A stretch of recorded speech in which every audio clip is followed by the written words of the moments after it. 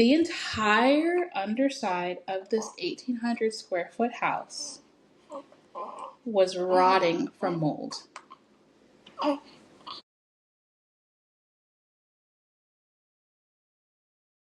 It's been a while. Welcome back to Coffee with Kay. I'm so glad to be back behind the ring light talking to, well, you guys. Hopefully there's some more people listening because I've been working really hard on sharing more about my podcast on YouTube, especially now that I have visuals to go with the audio. Today's episode is going to be about our mold journey, my crunchy mom journey. So I am wrapping up an ode to my 20s, talking about how I became a crunchy mom. So make sure you listen to the last episode that I recorded. This one is going to be about mold. The next one is going to be about birth. So you're not going to want to miss out on that. It's going to be a stupendous episode because, as you can see, I have my new special guest who's probably going to be with me for at least the next year on this podcast, hanging out. It's going to be a lot about her story. I don't think it gets any crunchier than that, honestly. And if you haven't followed me on social media, there is a teaser there. Mama, MAMA_K_Price, PRICE. And you can hear about my most recent birth story with our fourth baby. Because you definitely don't want to miss this story. It's going to be so good. I can't wait to share it. Everybody's been looking forward to hearing it. And my husband and I, my other special guest is going to be my husband. Anyway, I don't want to get too ahead of myself. And before I hop into this episode about mold, I just want to share about one of my places to get coffee, mold-free, organic, small farm-owned coffee beans is 7 Weeks Coffee. If you have not heard of 7 Weeks Coffee, it is a stupendous organization that not only provides you with fresh coffee beans to your door that are safe and mold-free, but every time you buy coffee from 7 Weeks Coffee, they support a pregnancy resource center in the United States. So not only are you taking care of your body and getting your caffeine boost, you are also helping save babies' lives, specifically the unborn. And if you have listened to my Sanctity of Life episode that I recorded in January, you will know that I am a huge, huge advocate for saving babies' lives in the womb, out of the womb, as old as you get. I mean, babies, I was going to say even up to old people, but I'm specifically talking about babies. But I also advocate for the sanctity of all human life, all ages and sizes. But if you have not heard of 7 Weeks Coffee, in the show notes, you'll find my link to go order some. Support a pregnancy resource center in our country today. It's an opportunity to put your money where your mouth is, and also your money where your mouth is when it comes to mold prevention and keeping mold out of your body and out of your home. So with that said, here's my story about my family's mold journey. All right, so I'm sure most of you, if you follow me on social media and have heard about my mold journey there, because I've shared about it frequently, you might think that our experience started 3 years ago. It did not. In fact, my family's first experience with mold started in 2019.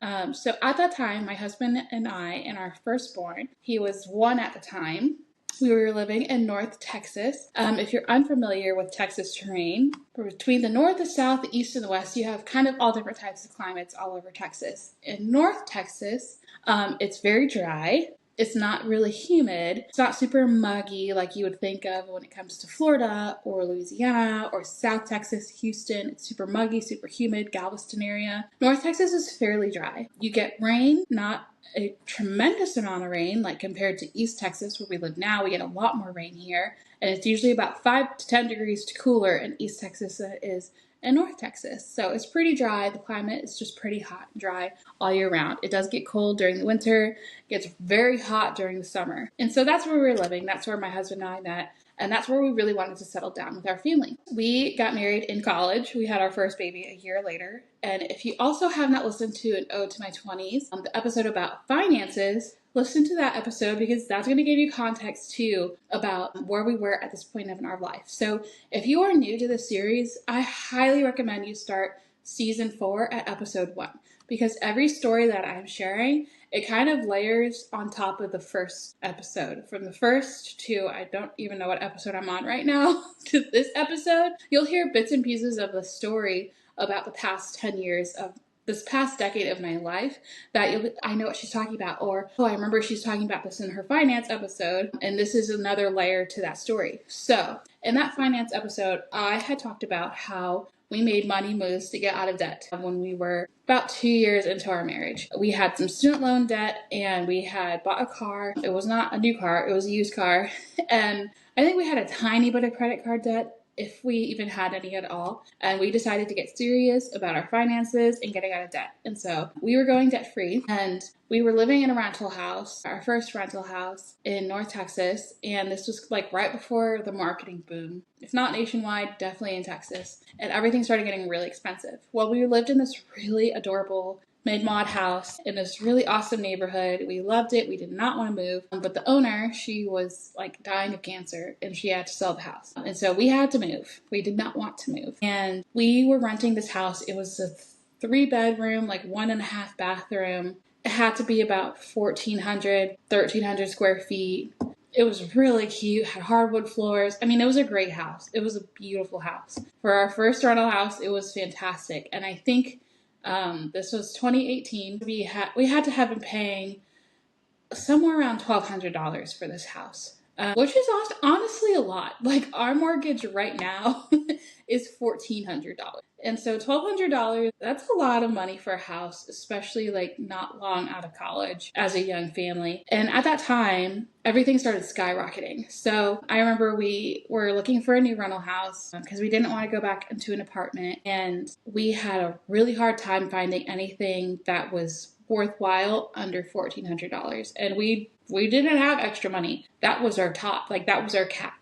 And so I found this little cottage on, I think it was on Zillow, on the other side of town, and we call it the Yellow House now. And this cottage, this was our first experience going tiny. I mean, our first apartment was really small. It was like 750 square feet, but it was the two of us and we were in school. And so it was not a big deal. We loved it. It was really cute. Actually, a really vintage apartment. It was adorable. If we could squish ourselves in it, I would go back to it. It was just so precious. So this cottage, this was our first experience then going tiny. And if you also know about our story now, the house that we built 2 years ago is 880 square feet.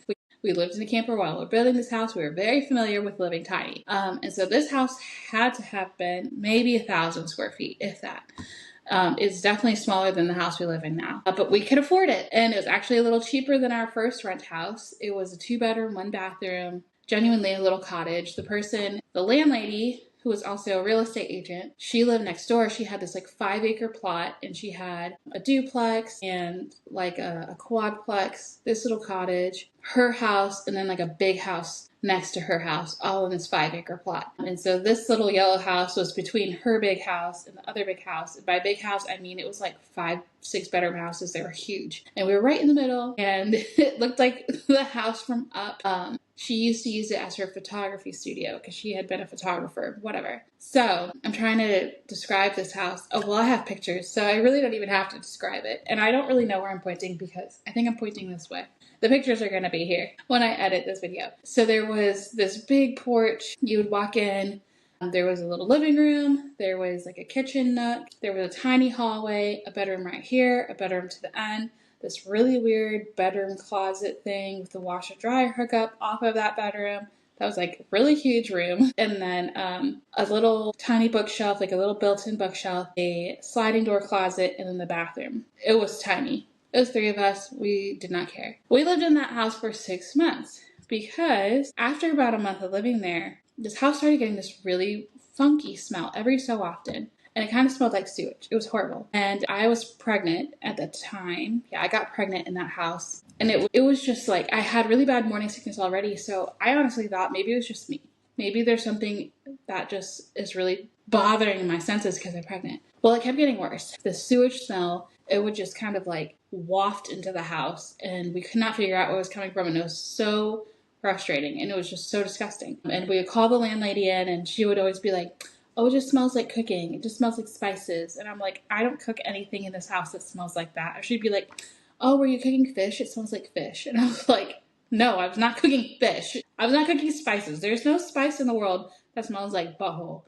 Like, what are you cooking in your house? And it was just so frustrating. And so I don't even remember how we found out about this, but probably, I think we moved in the house in June and we moved out on Christmas Eve because we had had enough. And we went and lived in a hotel, and then actually we ended up moving to East Texas like that week. And I think I've talked about that story in a previous episode. It's a great story how we got to East Texas. God just really moved and softened my heart in a lot of ways and used this experience to get us out of North Texas and get us to East Texas. If this hadn't happened in this house, we probably would have just stayed and been complacent and totally missed our calling. So for whatever reason, my husband happened to look under this yellow house one day. It was a pier and beam house. So that means it's a stick frame house. It's not a concrete slab for the foundation. So it's off the ground. There's usually a crawl space under a pier and beam house. So you can get under the house and access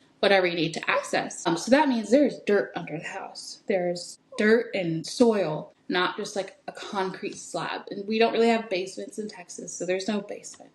And it was full of water. So this lady had horrible drainage on her property where, like I said, it was a 5-acre lot and she had her house, another big house, this little cottage. In the back, she had a duplex and like the quadplex, and everything drained pretty much right to that house. Underneath it, it was a swamp and it was molding. And so it was like deteriorating the sewage pipes. That's what that smell was. And it was full of mold underneath. And we realized that the mold was creeping through the floors. And we immediately moved out. And we showed her what was going on. We showed her the pictures. We'll have a picture that I should be able to dig up and show on this video so you guys can see what I'm talking about. She let us out of our lease. She paid for our hotel because we lived in a hotel for a couple of nights before we moved to East Texas because it was Christmas and we were out. I think we even got our deposit back. It was horrible.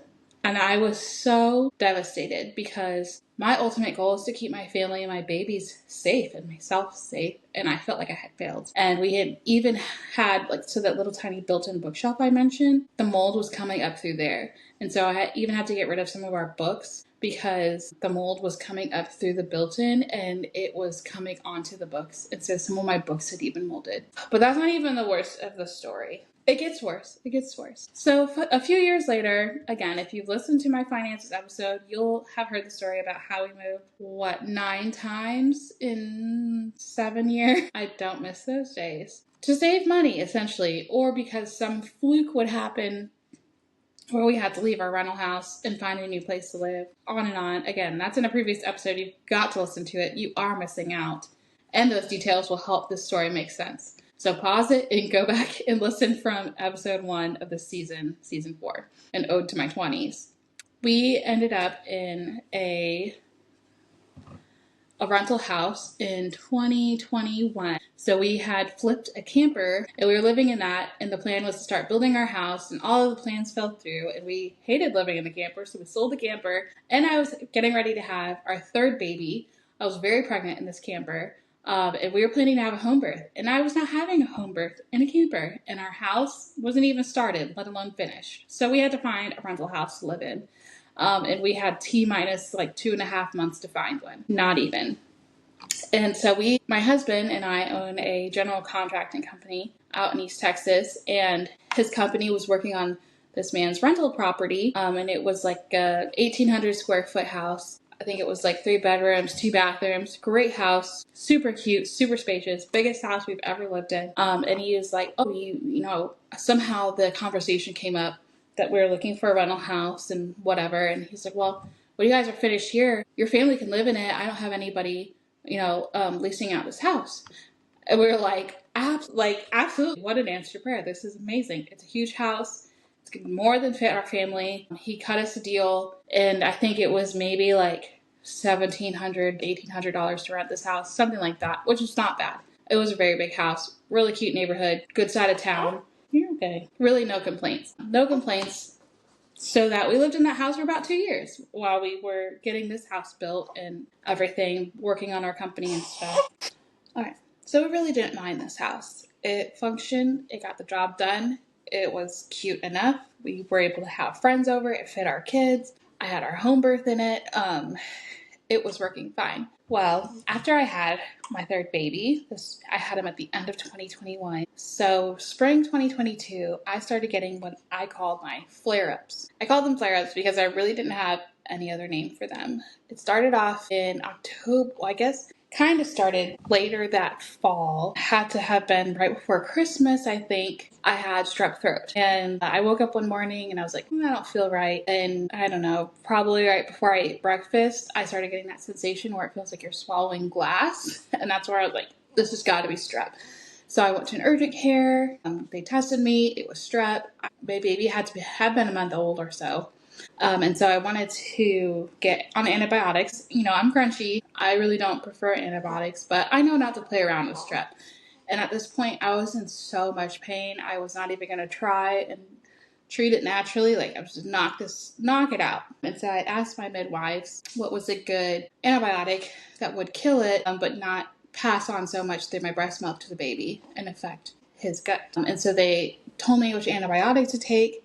And I took it and I realized the pharmacy did not fill my prescription correctly. It was not enough. I ran out sooner than I was supposed to, but my symptoms were feeling better and I had been told and I knew it was true that if you were taking antibiotics and didn't finish the whole protocol, but your symptoms were better and the white spots and the bacteria are going away, you can stop it earlier and like preserve some of your gut health, your gut microbiome. So I was feeling better, and so I stopped and I didn't inquire the pharmacy to refill my prescription. Maybe that was my first mistake. I will never know, because in March started getting sick again and it felt like the same thing in my throat. And I specifically remember I took on a job when my baby was about a month old for a local ministry that I had been serving in for about 5 years at that point. What?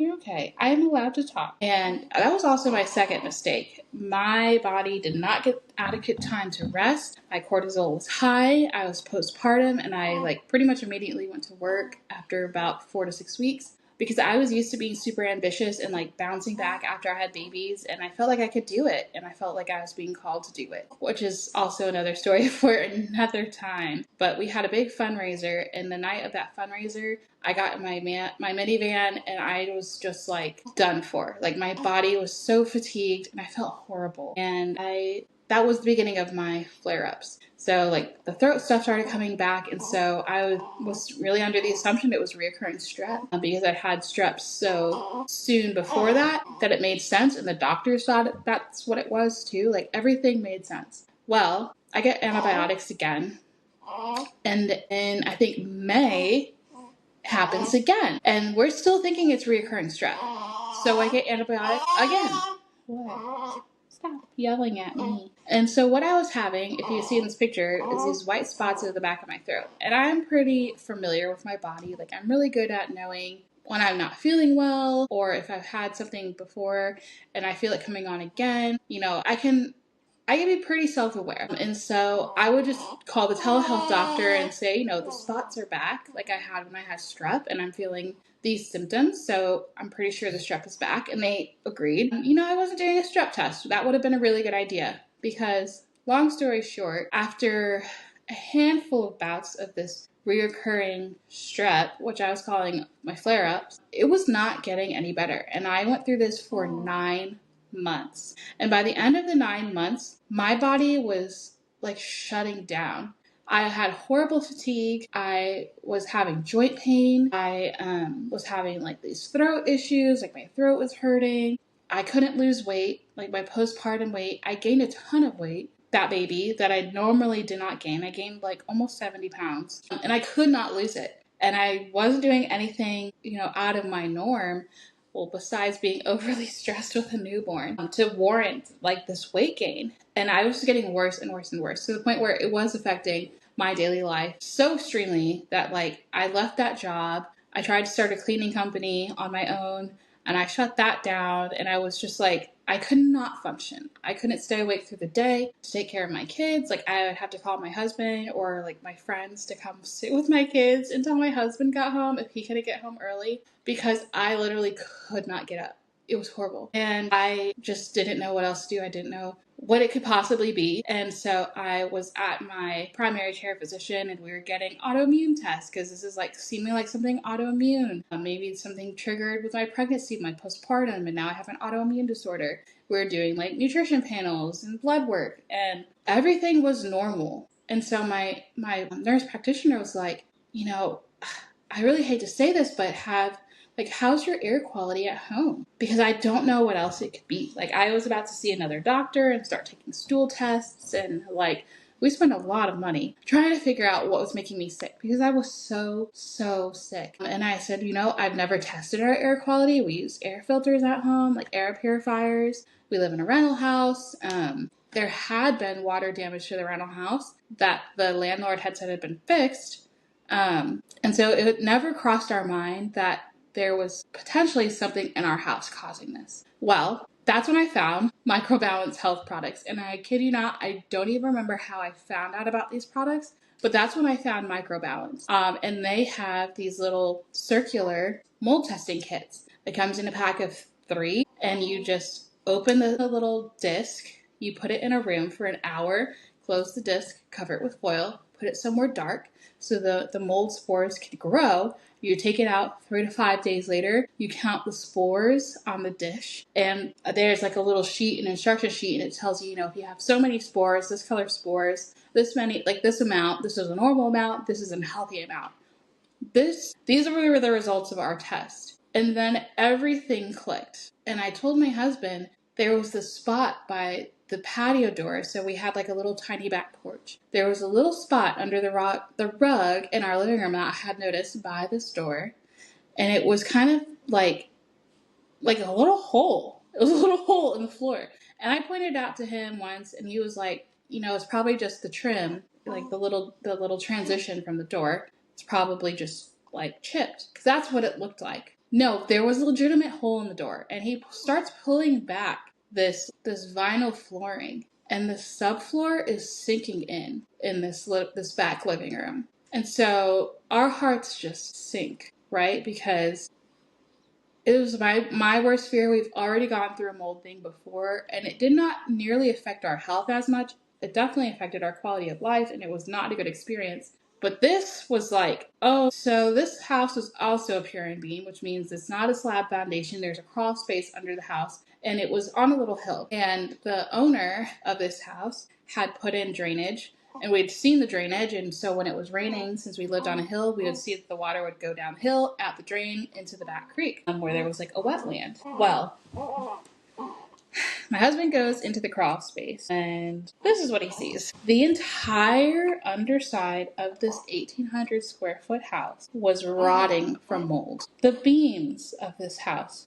holding it up were crumbling from mold. The floor of the house, the underside of this house, the mold was coming up through the floors, starting to push the vinyl up. The whole house. It was horrific. And we found this out 3 days before we went on a trip to the Bahamas that we were planned on going on with our friends. And I'd already paid for and everything.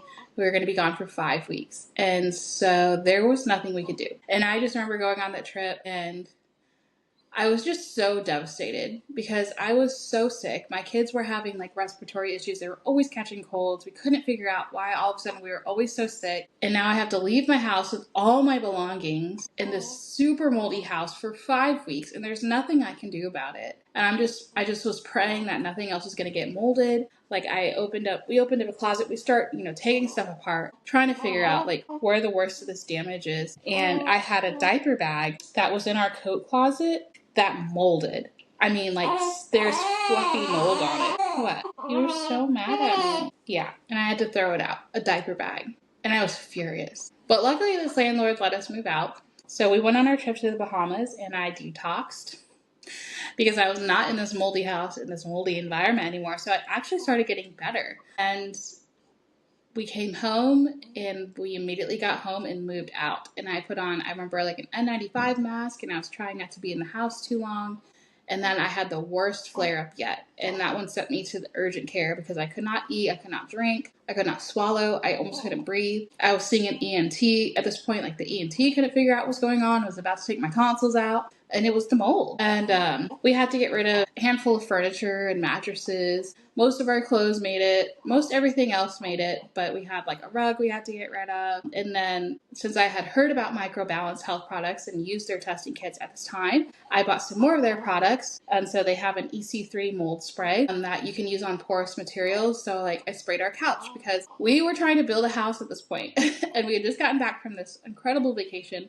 We did not just have money to spend to buy new furniture and like replace every single thing that we owned. So we just did what we could. And when we came back to the States, we lived in Airbnbs for about 4 months until our house was finished. So we started building our house while we were on our trip to the Bahamas, and we finished it that summer halfway and moved into the house that summer and finished it out, so we could not have to deal with mold issues again and try and save money. It was a whole ordeal.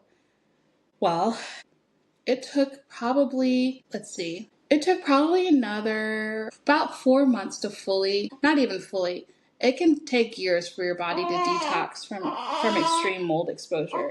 And ours was very extreme. And there was definitely signs of black mold, which is incredibly dangerous. And so it is a process to detox your body from that. And like I said, I had been experiencing symptoms of mold exposure for 9 months at this point. And so I was really struggling.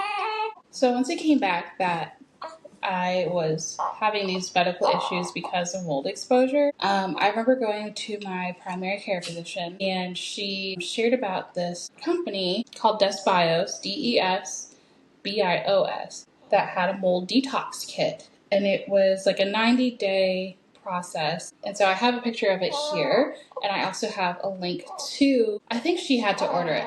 So I have a link to the website so you can learn about it, but I think you have to have like a medical, I don't know what you call this, guys. Is it clearance, license, like a medical license or whatever to actually buy it? And so I remember she ordered it for me, and I did that for the 90 days, and I changed my diet, and it really did help a lot. And I also have this little clip of my mold medicine cabinet right here. Got hiccups. So you can also see what other products I was taking. And I probably will have a blog piece about, like, with a transcription of this episode. And at the bottom, it will have some more, like, what I was taking. So you can find links to these different supplements I was taking. Another thing I did to help clear the mold was biofeedback therapy. That was really cool. If you've never heard of biofeedback therapy, highly recommend researching it. I have a little bubble on my Instagram about biofeedback therapy so you can learn about what it is. So essentially what it is like quantum physics, and you put these electrodes on your wrists and your ankles, and it reads the electronic signals from different organs and different systems in your body. And so the rate at which like the electronic signals return back to the machine, whether it's too fast, too slow, or just right, can it can explain if there's like hyperactivity in those organs or those systems, and sometimes that's a good thing, or if there's like slow, like sluggish activity in those organs or systems. Sometimes that's like a good thing with certain systems, but not with all of them, right? So the last piece of this puzzle was going to my yearly well woman exam, and I had been having a lot of depression and just like really struggling, having anxiety and stuff. And through like my evaluation, my OB felt that I had a disorder called premenstrual dysphoric disorder that likely started when I had my first cycle after I had my baby. So this was October 2022, so like a year after having him. I'm sorry, I don't know why I said he was a month old. He was a year old when I had that strep throat, losing it. So I had my first cycle, and I had strep throat at the exact same time, like the same day. And I think that triggered like the PMDD and triggered these flare-ups along with the mold. So like every time I had a flare-up, it would happen like the week before my cycle would start. I would like start getting a sore throat and stuff, like I was having strep again. And it was every month. And I was having horrible PMS, like it was just insane. So somewhere between postpartum, strep throat, and mold exposure, there's a lot of like something triggered in my body.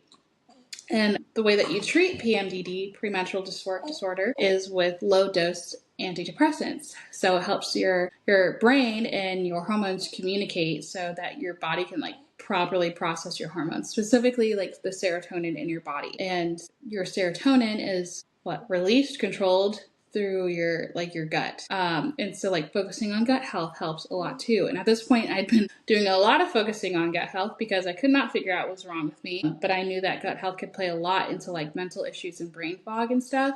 So I was doing like a probiotic rich diet and stuff. And the antidepressants worked. So after almost a year of struggling between moving out of the moldy house, getting on the medicine for my PMDD, working on my diet, slowly exercising again, I also realized that I had gone back to working out, and I started doing CrossFit, and I really liked it. But every time I'd do CrossFit, I would start having these flare-ups again. Like I felt like I had the flu every single time I worked out. And so I'd have to take time off and get better. And then by the time I felt like I was better, I would go back and work out, and it just happened over and over and over and over. And so I stopped doing CrossFit and started doing like low impact exercises because that was not adding like so much stress to my body and like increasing my cortisol. But I also learned with PMDD, like that's a very helpful way to take care of that. And so, yeah, that was just another part of getting older and my body changing that I had never been used to, never even knew could happen. And it also made a huge impact on my like regaining my health. And so that is our mold journey. It was horrible. I remember after finding the mold in our house, like I shared about it online, and a lot of friends pointed me to different resources of different like pages on Instagram of people who like their niche is about mold and teaching about mold safety and mold health. And we had friends that lived in a moldy rental house, and it really impacted their health. And they had us over for dinner one night and shared their story and shared a book about like how to build healthy buildings to avoid those problems and what they did to get better, and just being heard and also like having that validated because I remember feeling so angry. I was just so frustrated with this landlord because I felt like he'd been incredibly irresponsible and that his irresponsibility hurt us. One, he probably didn't even know that his house was moldy. But two, he was taking so many shortcuts that the way that house ended up was inevitable. And that hurt because people are more important than money in the bottom line, anytime and every time. And I remember like feeling really grateful that he worked with us. Like he let us move out of the house. I'm pretty sure we got our deposit back, or some of it, most of it. I really don't remember. And like he didn't give us a hard time, which is great because I know that there would be some landlords that would do that. And luckily that did not happen to us. But I also just felt like I'm trying to really get in touch with those emotions and those memories because it's just been in the back of my mind for so long. I didn't feel like my body had let me down. If anything, I felt like I had let my body down because I'd had these symptoms for so long and I just could not figure out what it was. And like the whole time it was the house. And I just felt like, I could have figured that out. I probably would not have figured that out, really. There was a couple times my mom had come to visit and she would notice like a soft spot on the floor. And we knew the soft spots were there because they were there when we moved there, but the owner had fixed them. And so we were just, we weren't concerned about it. But then we learned that we had a reason to be concerned about it because the soft spots were still presenting an issue. And I felt bad for my kids, like my little kids. They were a baby, 2 and 4 at the time. What? And I just felt horrible for having them exposed to that for so long. So I just felt really guilty. And that was really frustrating. And it took me a while to work through those emotions, but I learned a ton about mold through that. But I also ended up finding a ton of resources that could help with mold prevention, with mold remediation. And so when we built our new house, it was incredibly insightful to have gone through that journey to know what steps to take to avoid that happening in this house and to build a safe home. And so I'm trying to think of just a couple things that we've done to make sure we don't have mold in our house. One is knowing that you will always have mold in your house. It's natural to have mold in your house. It's normal to have mold in your house because we live on Earth and there's mold everywhere on Earth. There's healthy molds. There are unhealthy molds. There are normal bacteria, normal molds that exist in everyday life that you're going to come in contact with. And then there are the toxic ones, right? That grow from unhealthy environments. So in East Texas, there is a lot of mold. this is a more humid environment. There's a lot of trees out here, a ton of wildlife, and we live in the woods. We live in the piney woods. And so that's just going to be a natural area for mold spores to come. And so we have mold in our house because we live in the outdoors, kind of. So whether it's just from walking in the house, opening the doors, opening the windows, that stuff's going to blow in.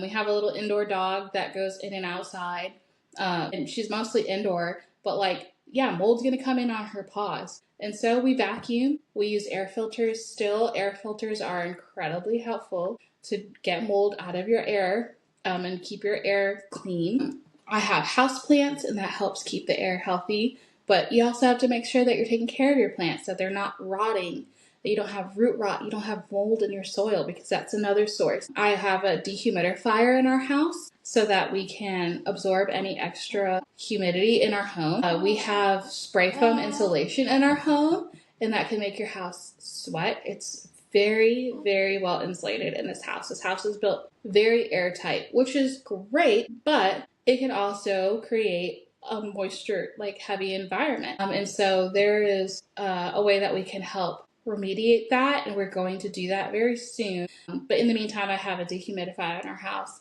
and I have these Arm & Hammer baking soda, moisture and odor absorbers in our home in a few places, and that helps soak up any other moisture. And I have charcoal bags. They were in our camper to help with humidity in our camper when we lived in our campers, and I also put some in our house. So I use those to help soak up any extra moisture until we can do the process to help due to having the spray foam insulation. So if you have an older house, that's actually can be really helpful for mold prevention, because there's going to be some natural leaks in your house because of the ways that older houses were built. And so the houses can breathe, is how it's said. And that can actually really help prevent mold and prevent moisture in your home. So we have ventilation fans in our bathrooms, and we turn them on when we shower to help get the moisture out of the house, making sure you don't have any leaks in your house. We actually had a roof leak after we built our house because the roofer had put the roof on incorrectly. And so my husband immediately made a hole in the drywall so we could keep that area dry and drain. And then we finally got the roof fixed and fixed the drywall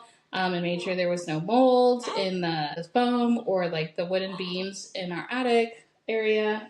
Hi. Let's see. And yeah, the other thing that I really do to help prevent mold in our home is continuing to use Microbalance health products. And so one super, super, super easy way to help get mold, prevent mold and keep your air clean and purified is using their EC3 candles, their beeswax, or their soy candles. And so I always have those on hand. And Microbalance has been so, so generous to gift me those over the past couple years to test out their products, but also have things to try that I haven't tried before so I can share about them with you guys. And so I really love their candles, especially their beeswax candle. I have the EC3 spray. And so if we ever have, we got new couches, new to us, they were secondhand, but I sprayed them down with the EC3 spray to make sure that there was no mold spores on them that I could see. I try to find furniture that is washable so I can wash the covers. And so we have their laundry additive, and every so often I will cycle all of our clothes and towels through with the laundry additive. We have a storage unit because our house is really small and we're still moving in, essentially. When do you ever stop moving in? When you move to a house, am I right? And I don't use boxes anymore. I use the 28 gallon plastic tote boxes because they are airtight. They keep humidity and water out, bugs and dandruff and mold and dust out. And that has also really helped us to keep our items secure and safe, whether it's Christmas decorations or baby clothes we're holding on to, or we rotate our wardrobes for the summer and the winter. And that also so keeping those items in those tote boxes really helps keep our things secure and mold free. So those are the most helpful tidbits I could think to share off the bat when it comes to mold. So yeah, I would love to know in the comments, have you had a mold journey before? You want to share your mold journey? Do you have any questions? You're always free to email me at info@wildlyrootedministry.org. I would love to hear your stories. Definitely share them in the comments. Find me on social media.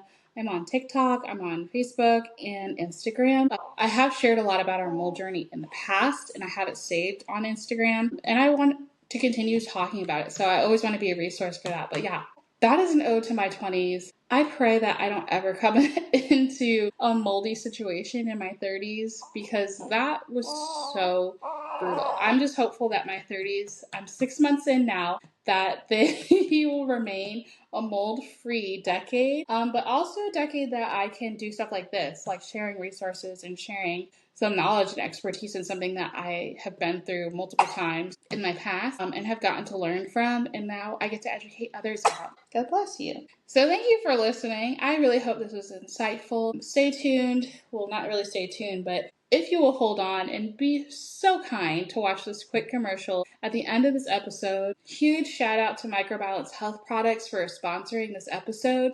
Please check out their website. It is in the show notes. Use my code MAMAKPRICE for 10% off your first order. Well, I think you can actually use that code as many times as you'd like, not even just your first order, and you'll get 10% off. And I have my shopping link in the show notes too. Take a look at their website. Not only do they have a great inventory of products to help you fight mold and prevent mold in your home, but they also have a blog so you can learn about different aspects of mold, how it affects your body, how to help your body heal from mold exposure, so on and so forth. And so that blog is super, super helpful. And I really enjoy that company. So thank you, Microbalance, for sponsoring this episode and for sponsoring some of these Crunchy Mommy episodes, and for the products that you've let me use to try out to share about in these said commercials. So with that said, it's so great to be back behind the ring light, having coffee with y'all, and I look forward to coming back for the next episode, and I know you will too, because the next episode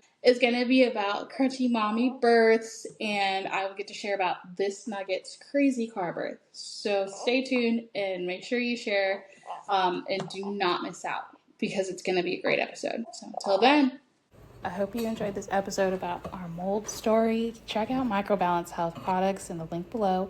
Use the code MAMAKPRICE for an extra 10% off your order.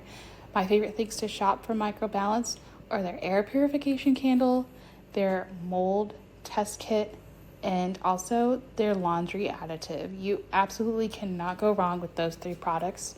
So check them out today. Thanks for listening.